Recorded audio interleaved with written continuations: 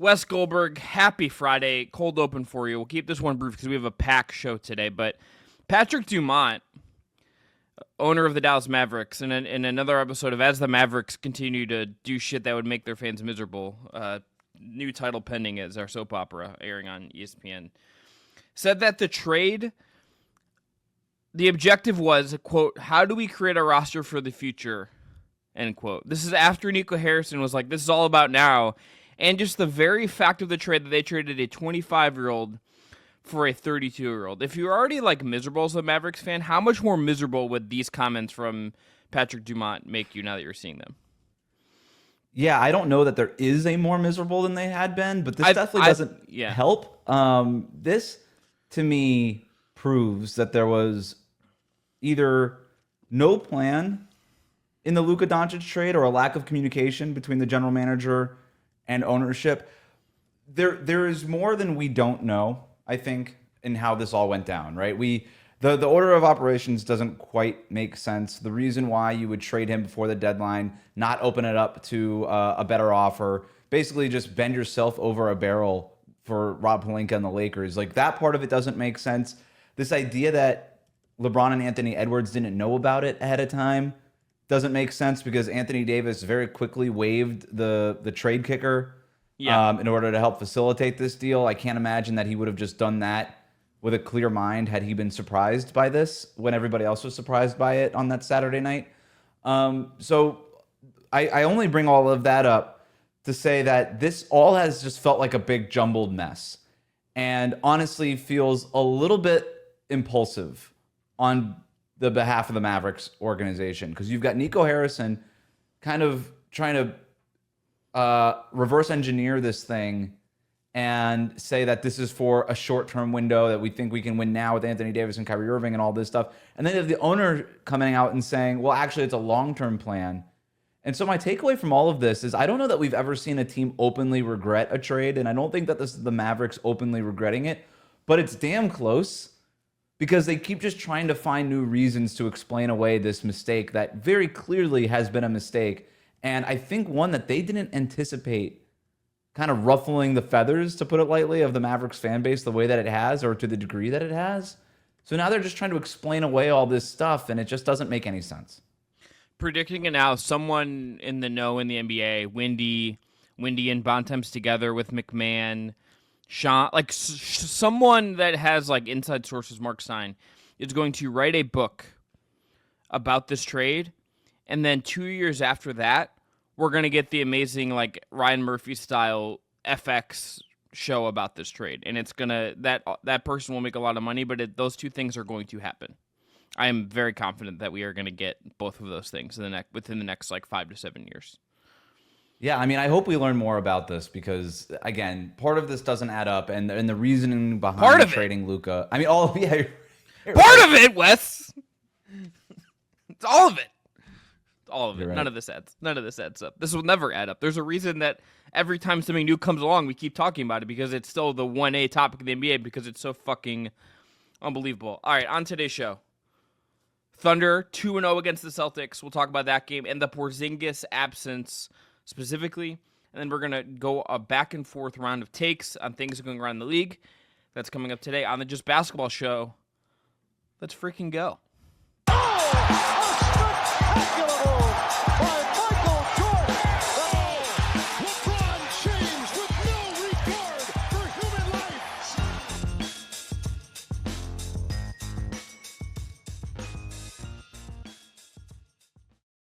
What is up, everyone? Chris Manning, Wes Goldberg here with you, your twice-weekly show, the Just Basketball Show, covering all things hoops. If you haven't already, please subscribe, rate, review on your podcast platform of choice. Hit subscribe on YouTube, hit the notification bell, and want to try something else out. If you do listen to the show, if you're watching the show, take a picture or a screenshot on your phone, tweet at us, tag us on Instagram.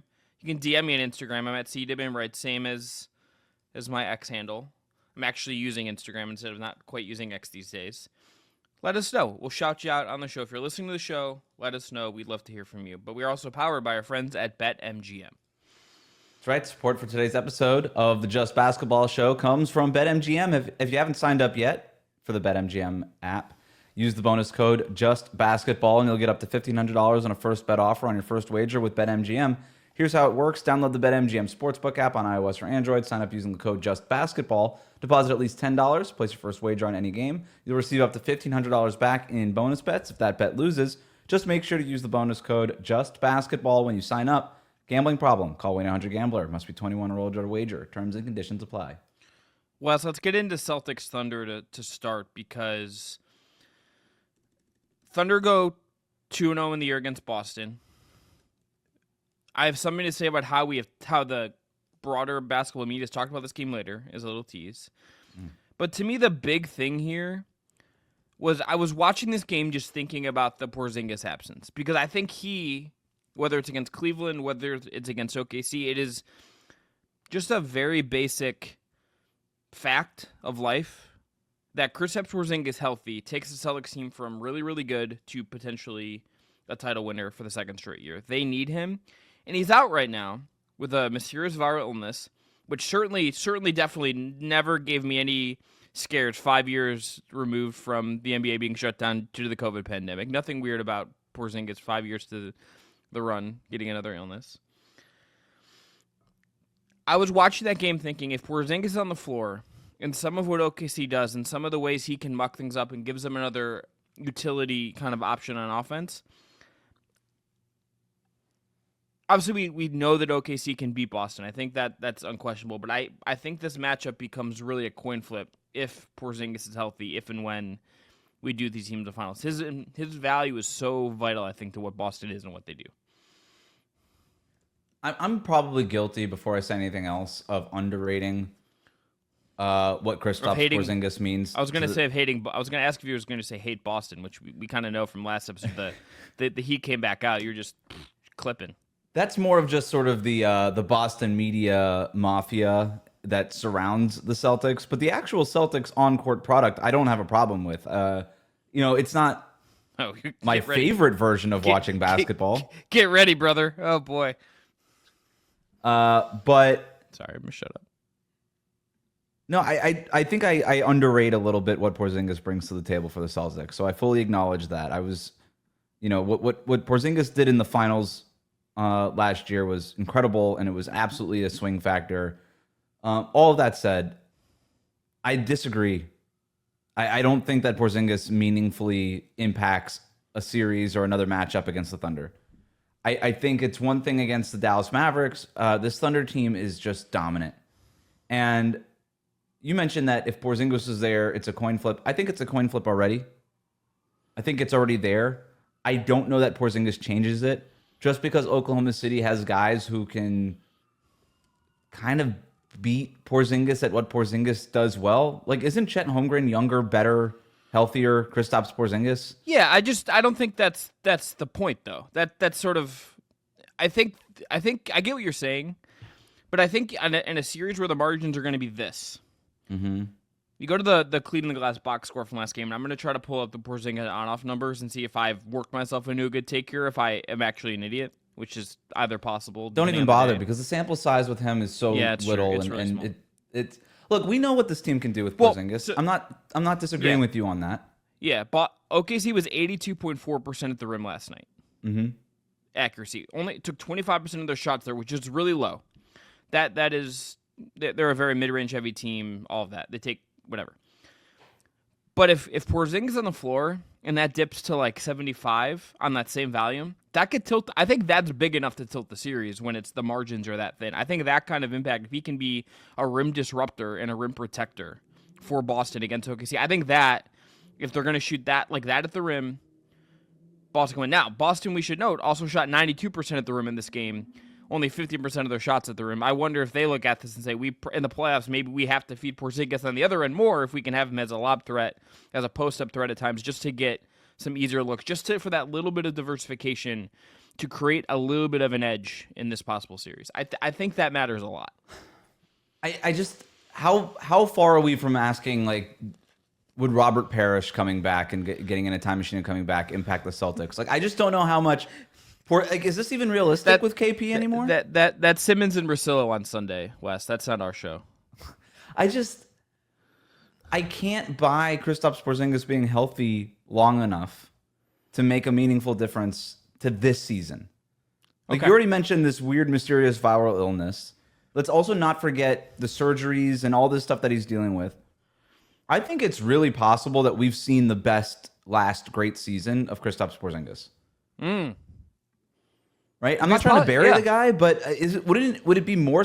I think it would be more surprising if he were to come back and just be awesome again, given his injury history and everything that he's been dealing with. So he's 29, will be 30 before next season. Has had the ACL injury on top of the other injury, so it is like a 7-footer that is long that has leg injuries, which is never a sign that you're going to age well. But it's not about like, I think it's just, can he give you like a little bit of enough where you can like I have a Celtics fan from college who in the middle of that game last night texted in a group thread, a text I'm in with him that was like, he's like, I don't want to like put my conspiracy hat on, which means he's putting the conspiracy hat on. But he's like, I wonder if this is like the illness is not as bad as we think, and they're just trying to keep him healthy. And I was like, again, Celtics fans and the whole thing crazy. Is my problem with them. They can't just lose the game. They conspired to lose the game on purpose and woo the Thunder into a false sense of security. Classic Boston media mafia. Nick, you listen to the show. You're getting a timestamp on when I called you out, Nick Kamiati. You absolute shill for the Boston Celtics. I love you. No, that's absolutely ridiculous, and this is why everybody hates Celtics fans. I like, how many games over under 4.5 games in the playoffs played for Kristaps Porzingis? I'm gonna be an optimist and take the over. 6.5. I'll take the over. All right, fine, but he didn't play in the playoffs at all last year until the NBA Finals. He's going to have to play in the playoffs, I think. Man, I don't know. The Celtics could probably still get to the finals without Kristaps Porzingis through the Eastern Conference, but I don't know. To me, I watched that game, and I thought Chet Holmgren is going to be the biggest X factor if this is the finals between the Thunder and the Celtics, because the Celtics tried to defend him with a small early in the game. It didn't work. It looked like Chet Holmgren's high school mixtape when he was going up against Derek White. And then defensively, they tried to test him, and it didn't really work. I thought Chet held up really well defensively in all these matchups when they were trying to get the switches on him and stuff. As long as he holds up and they don't find a way to exploit him, I think he could be the X factor in that series. So I see what you're saying with Porzingis, but to me, the Porzingis thing is more of a theoretical idea, because even when he comes back, does he look the same anymore? Like, to me, he's off the board for me. Like, I don't even consider him in my equations here. To me, I look at Chet Holmgren as the ultimate X factor. In some ways, Chet Holmgren could be this year's Kristaps Porzingis, who could arguably swing the finals, right? Like, who knows what Mavericks Celtics turns into if Porzingis isn't involved in the finals last year. I still think the Celtics win, but who knows? Yeah. So I hear what you're saying with Porzingis, but to me, I can't fully get there, because it's just, I have so many questions about his health. Yeah, look, there's no doubt he's a concern, but I think the Celtics need Porzingis healthy to tilt the margins in any close series. Like, I think that's how... Do you think they need Porzingis to beat the Thunder in a 7-game series? Let's frame it that way.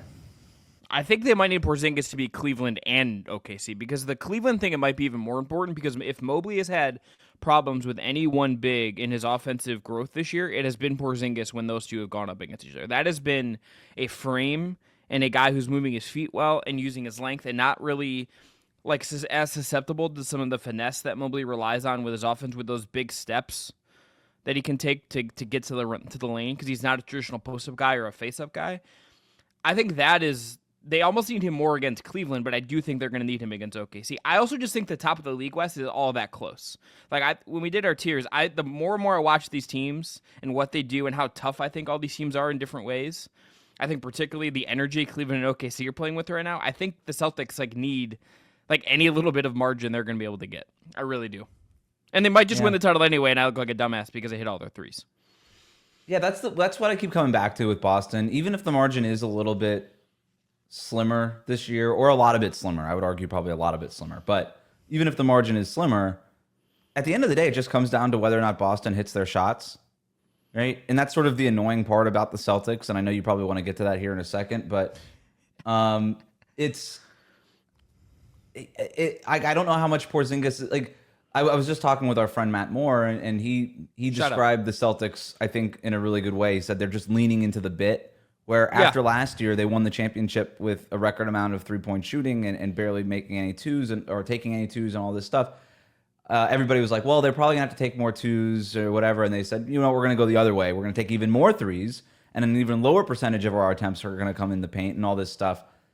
And I just wonder if they've sidelined Porzingis there a little bit. I know obviously Porzingis can space the floor. He's not exactly, super high volume from 3-point range. That's sort of the realm of Brown, Tatum, Derek White, Drew Holiday, these other guys. So I don't know. I feel like maybe they've marginalized him a little bit. Yeah. It's possible. But then again, I guess you could argue, well, if they had Porzingis, maybe they wouldn't do all of that stuff. But I guess my point to that counterpoint, to my own counterpoint, would be you shouldn't be relying on the guy that's in and out of the lineup to dramatically change your play style. So I don't know. I can't even start to factor in Kristaps Porzingis because I just don't know if he's going to be a factor. So I almost consider all of these matchups different. To answer my own question that I asked you, I don't think they need Porzingis to beat the Thunder. I don't think they need Porzingis to beat the Cavs, but I think you made a really good point. He's probably more important in a Cavs series. But if they hit enough threes, they're going to be able to beat anybody. Poll question on the Just Basketball Show YouTube. Please go do this now while you're listening to this. We're going to do that over-under game on how many games Porzingis plays. We'll do 4.5, 6.5, 8.5, or we'll do those three. We'll do those three as lines, and people can vote. We can see where they go. See where people's optimism is at. Let's get into takes, Wes.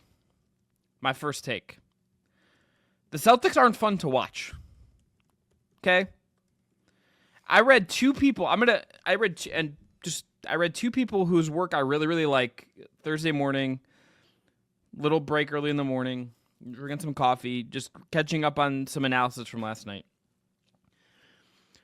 Michael Pina at The Ringer. Very, very smart. Great writer. You should read everything he does. Tim Bontemps at ESPN. Timmy Goodtime. Writing a column. Writing in a back and forth roundtable thing with Wendy about this. It's both arguing that the Celtics Thunder would be the highest, most entertaining level of basketball you could get in the finals. And I think that is wrong. And it's because of the Celtics. The Celtics are compelling to watch because they are potentially great and potentially overwhelming. And watching greatness in itself has its own satisfactory point to it. But the way they actually play basketball is not that fun to watch. It is screen and shoot. It is ISO and shoot. It is one pass and fire up a three. There are a bunch of other teams in the league that run more compelling stuff on offense. The Cavs, the Thunder, what Jokic just creates on his own. I think the Lakers under JJ Redick with LeBron and Luka are running more interesting stuff in a similar sort of perimeter-dominated style than what the Celtics do. The Celtics aren't a compelling team to watch in close basketball games because they are actually fun to watch. They're compelling because they are potentially great. And you should watch greatness, and greatness matters. But what they actually do is not compelling. It is the furthest extension of the analytics movement that a lot of people don't like, taken to the extreme in the NBA. It is what it is. That is fine. They've done it. It has won them a championship. You can't deny that. But it is we have to just because it is working does not mean I enjoy watching it, because I don't enjoy watching it. Unless you're a Celtics fan, I don't really understand how you could enjoy watching it. It's dumb. We got to just stop acting like the Celtics are fun to watch because they're good. They're not. The Celtics are like watching your kid in a school play. You think that they're amazing. Nobody else is enjoying it. Oh, hell yeah. This is great. Nobody else wants to watch it. No. And that's why, I love Michael Pina, Tim Bontemps. I consider them both friends. They're also they're Boston based. They're a little in the tank. They've long worked their biases out of their coverage. I am not accusing them of being biased, even in the least bit. Yeah, for sure. They're both but there astounding. has to be something deep down in these guys where every Boston fan, you talk about how uninteresting they are, and they're like, "What do you mean? This is just a symptom of all the stuff you're talking about. This is where the league is going, and you're just mad that they took advantage of it, and they don't have any weaknesses on defense, and blah blah blah blah blah." And I'm like, "Cool, your kid's a tree. I don't care." Oh man, they are aggressively boring. And I already mentioned the whole leaning into the bit thing, not just on the court, which they certainly are, but to take Matt's point one step further, they know they're boring. Yeah. And they're leaning into it anyway. They're fueled by it in some sicko fan kind of way. Like, and and Joe Mazzulla is like this, right? They have fully embraced their identity of like meme of the NBA, right? Where Tatum's the perfect superstar to be the meme of the NBA team. He absolutely is. is. Mazzulla is so aggressively uninteresting in his press conferences that he's almost interesting, right? Like, a reporter asked him the other day, I guess Joe Mazzulla's brother is on the Utah Jazz coaching staff, and a reporter asked him, like, how does it feel to see your brother on the other sideline, kind of carving out his own career, whatever, and he just goes, he coaches for the other team. Which is the most boring response you could even comprehend. And it's like, if you're the reporter asking that question, like, we've been in these scenarios before. Sometimes you ask questions because you just like want like you're trying to elicit like a human sort of answer that maybe opens. I think it was a good question. I thought it was a nice observation by the reporter. Yeah, it's a great question. It's like the kind of thing that like makes us care about basketball, because these are human beings. These are not automatons jacking up threes and like showing their players like UFC knockouts to get them hyped up. And to your point, though, Chris, the Celtics are trying to prove that they're not human. That's essentially what they're trying to do. They are trying to fool you into the fact that they are simply 3-and-D robots who care only about three-pointers and playing defense. And Joe Mazzulla is the head of that snake. And cool. Like, that is what you're doing. You've decided to do this, and congratulations. You guys are all on the same page. You are accomplishing the mission statement. I get it. But we can acknowledge your greatness without having to pretend that we enjoy watching you. It is the most unethical hoops being played outside of Salt Lake City, a team that is just blatantly tanking. Yeah. It is unethical. It is aggressively boring. I cannot, like, the whole, they choose their matchups and you just don't understand the subtleties of Jason Tatum. Dude, I get the subtlety. He ran a small pick and roll with Derek White and then heaved up a three-pointer. Stop me. Stop with the subtleties of your game. Like, that's not breaking anybody's brain here. Congrats to being awesome. Enjoy it, but we don't also have to enjoy it with you. We don't have to start pretending that we love this. Again, the Boston Celtics is like watching your kid in the school play. You enjoy it. That's for you. It's not for anybody else. I'm with you on this. This is a great take, Chris. Well, like, let's just go to like if we think about people be like, oh, the ratings. And thank you. I just want to note, it's actually getting warm in Cleveland. Wes, have you ever podcasted with someone before who has to dap their bald ass head during the middle of a show? I hope this is a first for you, because first for me, I've had to do this. If the Celtics are in the finals and they do really good, and that's like a good ratings outcome for the league, it's not because the Celtics are like fun to watch and people have like an emotional investment in Jason Tatum over the narrative of this season. It's because they're the Boston Celtics and are like the second biggest brand in the NBA.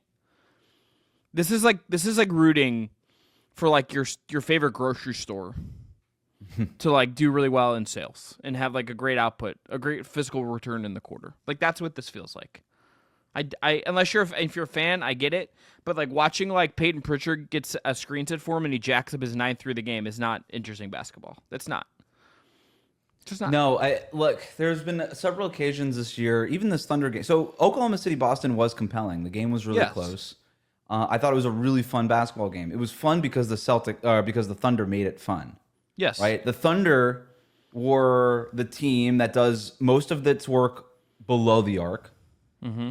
Is kind of funky in the way that they're built. Have these, like, Shai Gilgeous-Alexander is a superstar, but he's kind of a unique kind of one-off superstar. Mm-hmm. They're unique and they're interesting because they're unique, and they're a legitimately interesting team. The way they play defense even isn't traditional, where traditional defense is you and then me and then the basket, and I try to stay between you and the basket. They don't do that. They say, we're just going to take the ball away from you. And so even that is just a kind of new age kind of version of defense. This is interesting. They are pushing an envelope in a different way, and they're compelling because of it. But they're compelling mostly because they're doing it with that old school thing of, we love the two-pointers, we value the two-pointers, we're going to get to we're going to do all these other things and win on the margins, where the Celtics are just trying to three-point you to death and take away your threes and just win that margin. And why it was compelling was because the Thunder basically won every battleground in that series or in that game last night, except for the three-point thing. And we ended up having a close game towards the end and the Thunder ended up winning. And it's not quite David versus Goliath, because obviously you would never consider the Thunder David in this situation, but it had a little bit of that feel anyway to it. That's why that game was compelling. But there's been so many games where I thought it was going to be awesome, and then it wasn't. And so the Celtics have this ability to suck joy from great basketball games. Like, there was a game, I think it was in December, that I was looking forward to. It was neither team on the second night of a back-to-back. It was like a Thursday night, maybe TNT game, or maybe a Wednesday night ESPN. It was like one of the big national showcases, and Timberwolves, Celtics. And I was like, this is going to be awesome. And the Celtics tried their damnedest and succeeded in making that a very uninteresting basketball game. Because everything else that's happening, the analysis for the Celtics is, it always boils down to this: did they make enough threes? And I'm sorry, that's just not compelling basketball. It's not an interesting way to talk about the sport. And we don't have to pretend that it is. And it doesn't mean that the league is unhealthy or that they're taking too many threes. Right. Like, let's not extrapolate it. It just means that this team sucks to watch. That's all it means. And there's other teams that suck to watch, but this team aggressively sucks to watch. The Celtics they have 20 games this year where they've made 20 or more three-pointers, or 18-2 in those games. One of those losses was against the Thunder last night. So prior to that, they were 19, or whatever I just said, 18-1 in those 19 games where they made 20 more threes. That's an insane bananas win rate, okay? That's essentially what their whole thing comes down to. And that's the analysis. And it stops there. There's no more to do. Last thing I'll say is just about Shea, and why I was thinking about this last time watching the game, and I think Wes, I was thinking about what other like paths he could have taken. There's like a world where he decided, I'm gonna just be like I'm gonna be like the new James Harden guy, and like footwork, I'm gonna be strong, and I'm gonna like develop this like nasty 3-point game. He instead, as we've talked about, he has the step back mid range. He is like eschewed like the things that made James Harden really effective but really annoying to watch for a long time, at least for me. And it's like that's a calculated choice, and it makes Shea, I think, even more compelling that he has decided to go that route. Like if you know, like there's that great Chris Ballard book from like 2010, maybe. I'm forgetting the year. Do you remember this book where he like interviewed different guys about what they do well? It's like LeBron is one of the chip. Yeah. It's like if they did that book now, I would want a chapter like how Shea like is skewed, like the framing would be like how Shea is like doing like this old school version of a proto scorer in the modern NBA, because it is, he could have just said, I'm the league guy now, I'm going to turn myself into like a version of Harden, and he and the Thunder have like gone the opposite way, which is a compelling, fascinating choice. Whereas the Celtics, not to belabor the point here, have kind of taken the Houston Rockets thing and took it a few steps further. I mean, they did it better. To their credit, they did it better. They did it better. Yeah. Like, no doubt. The Rockets were missing half the formula, right? The Rockets were saying, we're going to take as many threes as possible. And even Daryl Morey back then said, we're just on the cusp of this thing. So he fully acknowledged it. Because the Celtics are routinely taking 15 to 20 threes more than even those Rockets teams were taking. But they didn't do it on the defensive end. What makes the Celtics so dangerous is the fact that, they get up a bunch of threes. They also limit a lot of threes, right? They're going to chase you off the line. They're not going to give up a lot of those threes. So then their ability to win that margin just expands every single game, right? Like they have this ballooning margin all the time, and it just sort of, again, it snowballs as the game goes on because you're not able to get to your threes, and they are. That was the defensive part of that formula is what those Houston Rockets teams were missing. I wonder now, Chris, now that we're just talking about this, now that we're in this age of three-point shooting and all this stuff and whatever, are we just always going to have a team that does this every half decade? Like for a half decade, these teams will just dominate in just being math teams.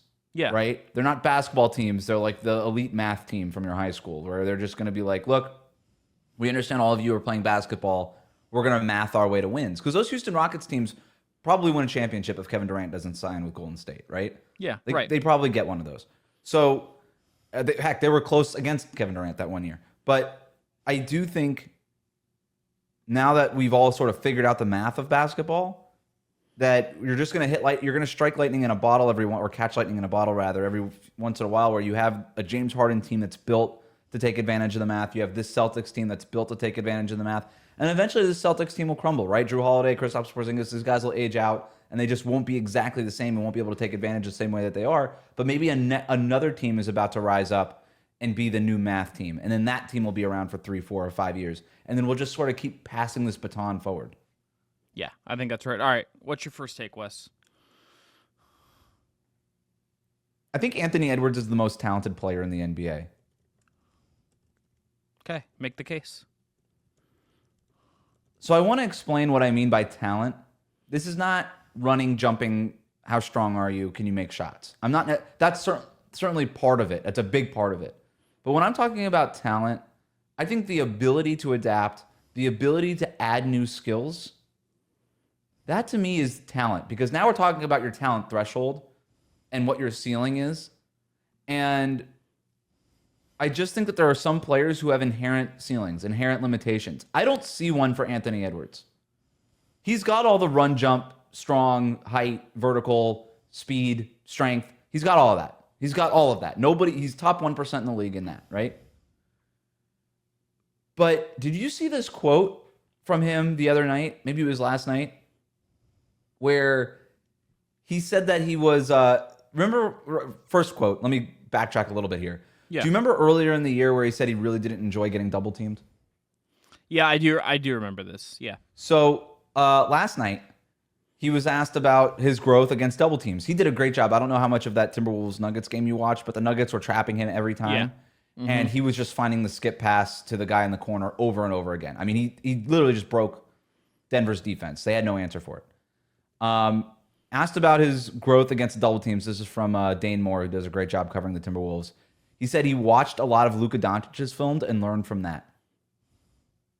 All right, so that's one quote. Bookmark that. He just watched a lot of Luka and learned how to beat double teams from watching Luka film for what I would imagine a couple of months. And I don't think he was doing it every night. No, and look, like, to just, I think, add to your point here, it's, I mention this a lot because I find it fascinating as like how guys develop in season. You don't get practice time to mess around with any of this. You have to you just have to you have to do it in the game and either like succeed or make mistakes. There's no like, hey, I have like 3 days where like in practice we're gonna drill this a bunch with the backups. Right. Don't get through to the NBA. He's doing this on the fly. And let's also remember, right, before the season or during the season, like at the beginning of the year, he started taking and making a bunch of threes. And do you remember the quote from that?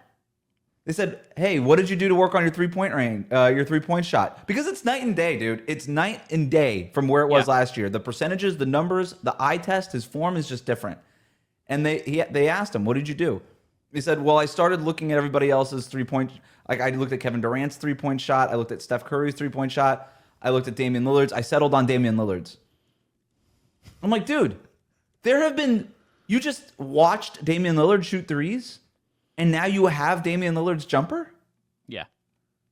Like, this guy is like Cell from Dragon Ball Z or Kirby, where he just like looks at something and now has that power. He's Kirby. He's the NBA Kirby, dude. Like, he just like, oh, I want that, whoop, and then just takes it and then now makes it a part of his skill set. Do you know how many players wish they could just watch Damian Lillard shoot threes and be like, now I'm an elite three-point shooter? The equivalent, not just elite. Literally the best three-point shooter in the NBA this year is Anthony Edwards. It's wild. I can't get over this. And I feel like nobody's talking about this. That this guy literally just watched two players do things that they are all-time at. Luka Doncic beating double teams, Damian Lillard three-point shooting. All-timers. All-timers. Top 1% at that skill. And he just watched a few clips of them and just now has that ability to do those things. That talent, his ceiling, his threshold for adding skills, for improving as a player, nobody comes close to that in the NBA right now. Yeah. In terms of young players in the league, right? I'm not including like LeBron or Steph or KD, guys who are pretty much maxed out at what they can do and are obviously all-time greats. But in terms of the young players in the league who are still adding to their game, nobody comes close. Anthony Edwards is the most talented player in the NBA, and you cannot convince me otherwise because I don't know what other player in the league can watch film on two guys and then just add that to his game seemingly overnight. The last guy that felt like this was honestly young LeBron to me. Yeah, 100%. Like that's the last time that anything felt like this. And I almost go back, West, to like the quotes that we would see from him, like even when he was like maybe a rookie or like a first year guy, or when he was like talking to Justin Jefferson in the arena. He's like, if I win a title in the first couple of years, I'm going to go play football. And Justin Jefferson's like, there's no way. And they entered with like this confidence of someone who like knew he could do it. Just saying, yeah, I could go play football and be great at it. He's talking about baseball, like all these random sports that I'm sure he's never played before. I almost would believe he could do it because he has this like innate ability just to pick things up, which is like kind of crazy considering his skill set is not a skill set I think we historically associate with guys who are adaptable like this, right? Like the scoring two guard is not historically this guy who like adds all of these skills. They sort of like fit. They can be really great at this thing and be in this archetype, but they aren't able to like expand it out in this crazy way. He's like the guy who's like breaking that mold in a way. So I think this is a great take. Who else do you have like maybe this is unfair off the top of your head. Do you have like a top 5 guys you just watch him and you're like, holy shit, this guy's really talented, even if they're not necessarily the best? Yeah, I think one is Shea, right? Yes. It has to be. I'm going under 30, right? Because I think if you do above Giannis, Jokic, none of these guys. They're established. We know what they are. I think Shea. I think Ant. Obviously Luka. To me, it's just a feel for the game thing with him. But nobody comes close. Like nobody comes close. The closest would be Shea. But Shea is just so elite at what he does. Like you were talking about before, like imagine the different routes that Shea could have gone. I don't know how many routes Shea could have gone and been this good. It feels like this was the one route, right? Yes. With Ant, it feels like he could do it any manner of ways. He could have been the best 3-and-D player in the league. He could have been Jason Tatum if he wanted to be. Yeah. Right? He could have been the best 3-and-D guy in the league. He could have been Shea. He could still be Shea. He's still just 23. All of these things are open. Right. He could be Shea. He could just dominate in 2-point range, mid-range master work every single night, whatever. He could do that if he wants. He could be Damian Lillard or Steph Curry. Again, leading the league in three-pointers and three-point shooting.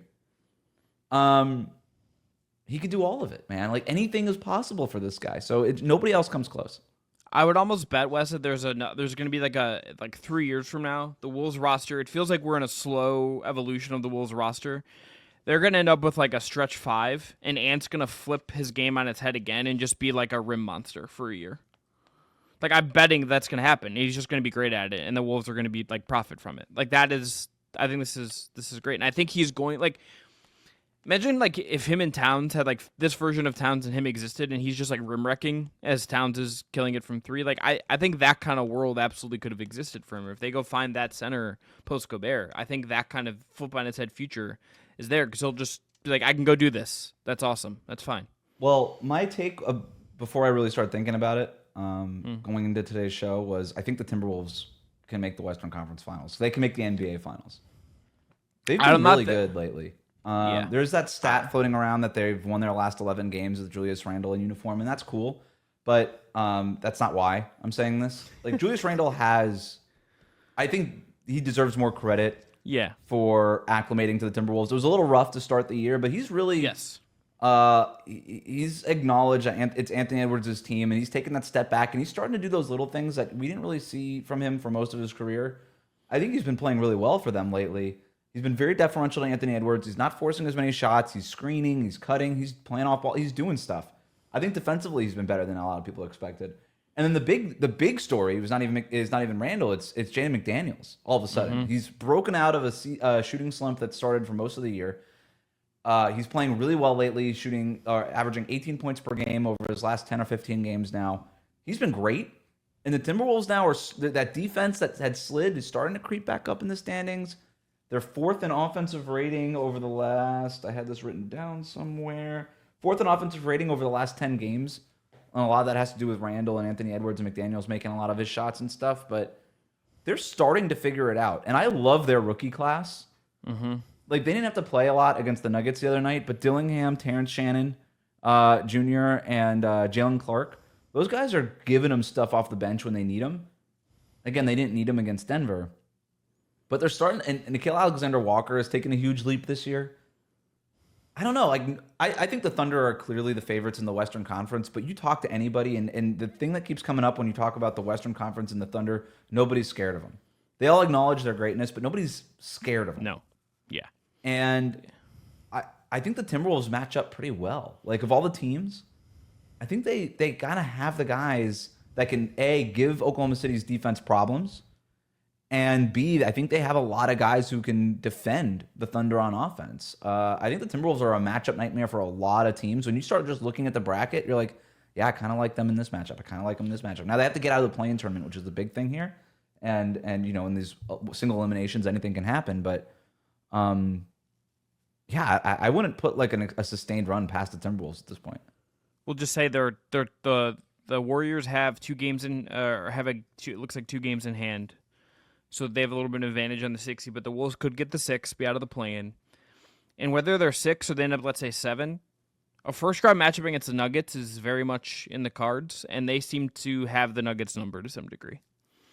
Like, they just seem to not be – they're to the point about not being scared of the Thunder. They're not scared of Denver, and they're not intimidated by Denver. Yeah.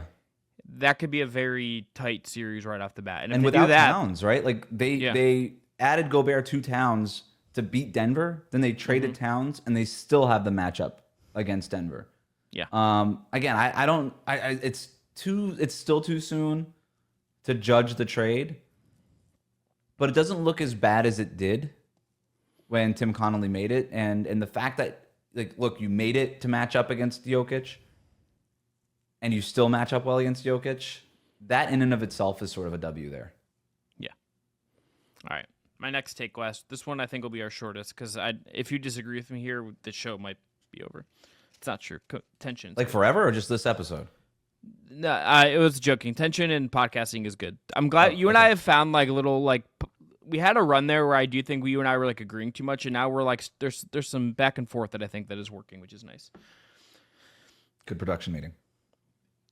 Look, transparency is key. So mine is about the Utah Jazz and teams like them, and it's in this sense. They just got fined $100,000 for violating the league's rest policy for stars. I think we should fine teams $1 million for violating this on the first bat. I think teams that are like sabotaging these rules. I understand like why you do it. I understand why like players might want to like take some extra time to get right. I understand tanking. I just think when we're thinking about like what the NBA ultimately is, which is a product that is being paid, the fans are paying money to watch on television, paying money to watch in the arena, whether the tickets are cheap because the team is bad or not. Guys should like if they're healthy and you're holding them out $1 million right off the bat. These should be like actually substantial punishments. $100,000 to Ryan Smith is a tax write-off. Let's just go after this and solve the problem, but with actual punishment. I think we got to like just get to an era where guys are actually playing as much as we can. If that means you have longer rotations to manage guys' minutes, fine. If there's like a way teams evolve to adjust to it, that's fine. But we got to just like actually, I think, get at this because I think the amount of times throughout the year you see a kid with a fan at a game who didn't get to see Luka in Cleveland. That was the thing last year. Or did get like, it's different when it's like 4-year-old LeBron or something. But even a guy like Markkanen who was like an all-star, if you're a Jazz fan, you go to the game in part because Lauri Markkanen's one of the best players the guy has. You're not playing him because you're trying to like incrementally increase your lottery odds. This is like not the NBA is a business. This is like that's just bad business to not put the best guys on the floor when they're healthy. Let's just actually seriously find these teams for actually withholding guys when they could play. I think it's ridiculous the way that a team like the Jazz is doing this. Just you're going to be bad anyway. Just play Markkanen. Do like right by your fans. Do right by the league. And if you don't, you should get fined like $1 million or something more substantial than $100,000 for a first offense. Was it $100,000 or $250,000? There's 100 on the first one, and if they do it again, it's 250. And I'm just saying, let's just go 500. Let's just say 500 off the bat, $1 million for the second one. Chris, not only do I agree with you, I don't think you're going far enough. $10 million, first time. Stop doing this. It sucks. And you know what? The part that annoyed me about this is you have people covering this Utah Jazz team. Yeah, you're wasting their time. That saw this fine and then complained about it and saying, a small market team gets fined for doing the only thing that they can do in order to climb out of the bottom of the standings. The only way that a small market team can build, in other words, is to tank. And if that's not Stockholm syndrome, then I don't know what is. And also, that's bullshit. That's just straight up bullshit. No, it is. It's Stockholm syndrome. It's falling prey to the sales pitch that Danny Ainge and this organization has sold. It says the only way we can get out of this is by tanking. I'm sorry, wait. Weren't you just awesome with Donovan Mitchell and Rudy Gobert, and then you traded them away? And Gobert was just in the Western Conference Finals, and Donovan Mitchell is leading maybe the best team by record, certainly in the Eastern Conference. Did you tank to get those guys? No. You found Donovan Mitchell at 12, 13, whatever it was, Gobert at the end of the first round. There are other ways to get good. I can't believe, I saw this from Jazz media people. It's ridiculous. People who cover this team legitimately claiming, as if it were absolute fact, that the only way for the Jazz to get out of this was to tank, and then blaming the NBA for setting up that ecosystem and then fining the Jazz for tanking. I have zero problem with this. It's absolute bullshit.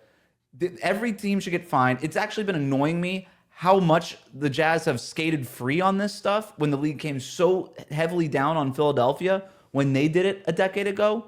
And they're just letting the Jazz do this for now 3 years. Blatantly trade every time a player gets good, they shop them at the deadline. Like, they are blatantly losing and tanking in a way that is disrespectful to the game, flat out embarrassing, makes these games, not just these Jazz games, you're talking about Larry Mark and all this, the games that their opponent, the teams that they're playing against, those games don't matter. The least interesting game that the Grizzlies can play is a game against the Utah Jazz. And so they're not ruining the NBA, but they're a big problem with it. And I am sick of it. And everybody that tells you, like, nope, they have to tank. This is the only way to build in today's NBA. I call bullshit on it. You can do it other ways. And at some point, 3 years of losing straight, it hurts your fan base to the point where they delude themselves into thinking this is the only way forward. It's selling false hope to a fan base. It is ruining 3 seasons worth of games against their opponents. It's building a bad.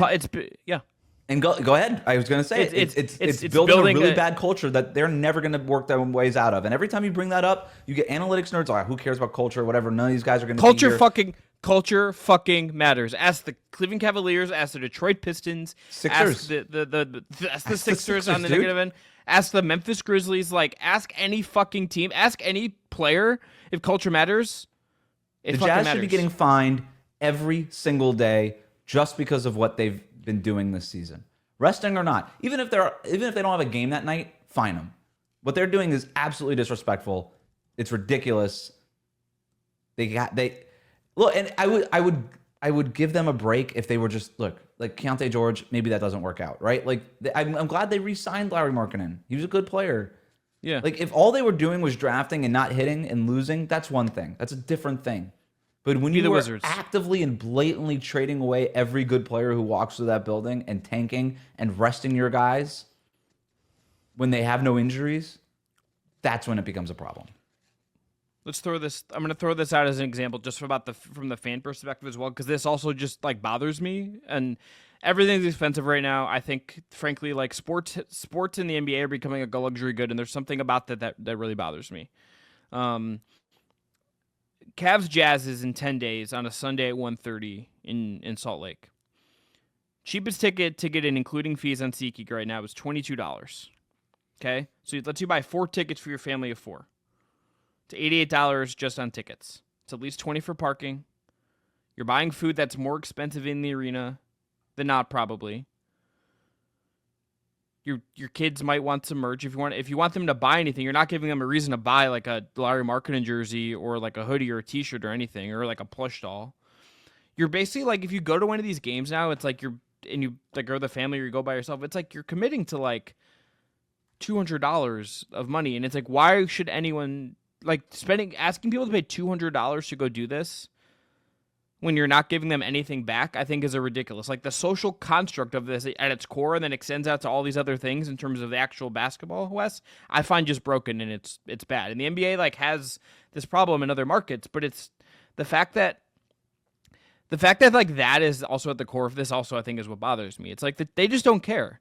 Like they're telling the fans they don't care when they do shit like this. And that ultimately sports teams and their cities are these like should be like it's some kind of partnership where both sides are like you support the team through good and bad, but you get something back from it. The Utah Jazz and other teams acting like this, and any team frankly who's like holding her out when they could play just because they want to tank or whatever, you're not doing the league a service and you're doing wrong by your fans, which ultimately is I think that's awful. That's awful business, and that's just not something I think morally I agree with.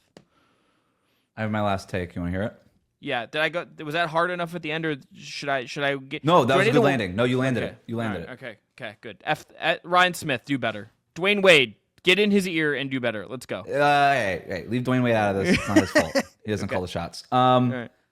Top 5 things to write notes on. Oh, okay. We got a list. Surprise list for you.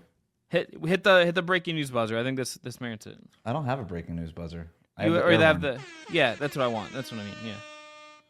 Okay. Top 5 things to write notes down on. Number 5, a loose receipt. Number 4, napkin. Okay. Number 3, hotel pad. Oh, yeah. Number 2, the back of an envelope. Like a piece of mail. Okay. And number 1, the classic, the supreme, the only yellow legal pad. Okay, interesting list. I've never once in my life written a note on a loose receipt.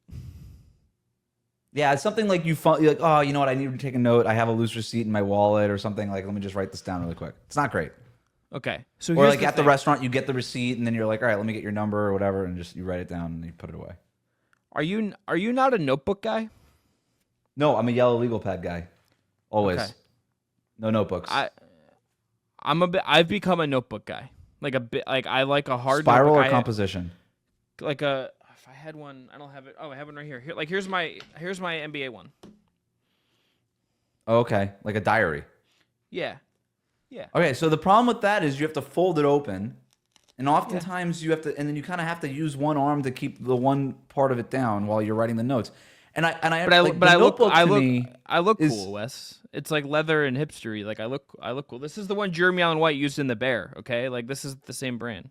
So okay, are you writing down recipes to refer to back later? No, I'm writing notes. I'm writing takes for the show and right. You're writing stats that are going to evaporate after 2 days. That's what the beauty of the yellow notepad is all of this is disposable. These just get recycled at the end. None of this is for keeps. I'm a notebook guy too, but only for things that I'm going to keep. If I'm journaling or if I'm writing down, like Jeremy Allen White in The Bear is writing down recipes to go win Michelin stars. These are things that he needs to refer back to.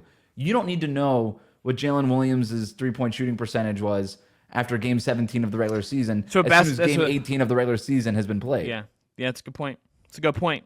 It's a good take. Let me interrogate this one more. Napkin. I think napkin's underrated on your list. I love writing stuff down on a napkin. So the problem with napkin. Here's the problem with napkin. I mean, it gets wet. When I talk about napkin, you're talking about cocktail napkin, right? Of course. Yeah. So it's a little bit wet. It's flimsy. When you're using the pen, the napkin moves under the ball point of the pen. It's not great. It's on the list because oftentimes it's the only thing that's available. Sure. But in terms of the structure of the object that you're writing on, it's not great. It doesn't even hold a candle to some of these other things. Hotel pad's great. I love a hotel pad. Mm-hmm. Bit there. Do you still steal them every time, or have you grown out of that?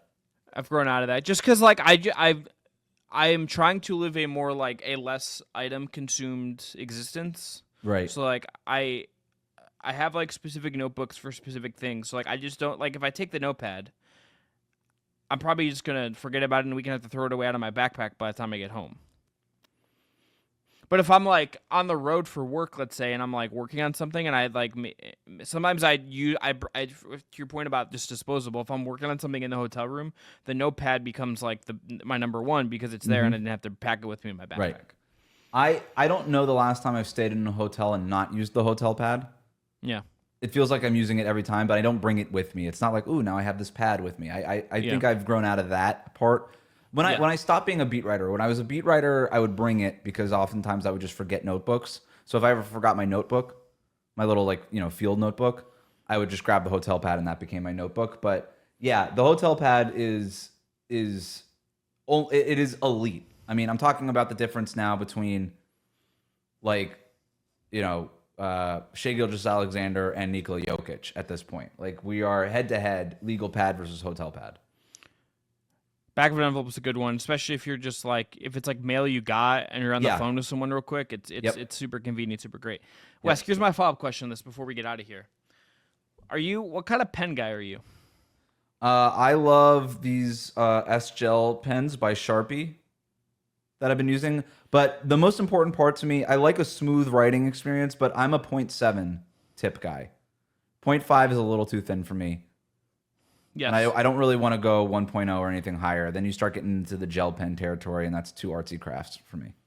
So I was using those Sharpie pens for a while, but I recently when I did, I decided I wanted to feel a little more like an adult and also just have less random pens and ones I would keep track of. So I bought these refillable Squire pens from Baron Fig. So it's a heavy duty. If I could have a sponsor, it would be the company that I used to shave my head, and which would only be for me, and then Baron Fig. These Baron Fig twist pens are it's heavy and dense in my hand, and you just refill it. I bought one for red ink, and I bought one for black ink. So I have a maroon one for my red ink, and then I have a black one for my black ink, and then I just have little refills that I have to use every so often. Yeah, my dad gifted me a few years ago a refillable pen, and it's awesome. And I found it when we were moving, and I think I know where it is, but I'm still just the disposable. I love the satisfaction of going through one of these and then throwing it out. It feels like I've accomplished something. Yeah, no, that's good. Wes, this is just more proof that you and I doing the show together is right, because we're both dorks about what we write notes on and what we're writing with. This is universal. I don't know, if man. If you run into somebody and you ask them, what's your favorite pen and what do you prefer to write notes on? And they look at you like they've never thought about it. Walk away from that person. I'm going to start using this when I'm at speed dating, I think. I'm just going to be what kind of pen? What kind of pen are you? This would be great for a Hinge profile. Oh, okay. Here's the thing. You're giving me ideas. Yeah, okay. We're going to do this. Right. What kind of pens do you like? Yeah, honestly. They can people can think that maybe that's a euphemism. A euphemism? I'll just have to specify not the Benjamin. Right. Not a euphemism. Euphemism? What is the word? Euphemism. Euphemism. Euphemism. This is how some broadcasters say Wembanyama instead of Wembanyama. I was giving to specify that it's not that. Okay, yeah. Wes, last thing, we'll end on this for real. Who's better, Bol or Wembanyama? I mean, Bol has all the same abilities as Wembanyama. It's just that Wembanyama has more of an opportunity. Okay, yeah. If you know, you know. But it's been our episode of Just Basketball Show. We got some takes off. I think we got some good takes today. This was a good round of things going on in the NBA right now. This is a little bit of a weird time in the calendar. March Madness is here, and we're really all just waiting for April. We're waiting for that week in April when we can hit this hard, and the basketball really really matters. But I don't know, the playoff push is starting to heat up though. There was some of the seeding stuff is good. These last two nights of basketball have been elite games happening in the NBA right now. And the Thursday slate which is going on if we record this. We're getting Wizards Pistons is not good. Lakers Bucks would be good. Lakers Bucks is good. Kings Warriors could get good. Kings Warriors at 10. Those are that's two good games. I'm pretty damn excited about. I also just really like watching the Nets. So I might watch a little bit of Nets Bulls. That might be a thing that I end up. Shout out Keon Johnson. Shout out Jordy Fernandez, who I would take probably irrationally high on my list of coaches. If we did a coaches draft, which maybe that's a good off-season episode. But I'm Chris Manning. That's Wes Goldberg. Use a real pen like a real person, and don't just type stuff on your phone. We'll talk to you next week. Have a good weekend. Enjoy the hoops. Shout out to BetMGM. Talk to you soon.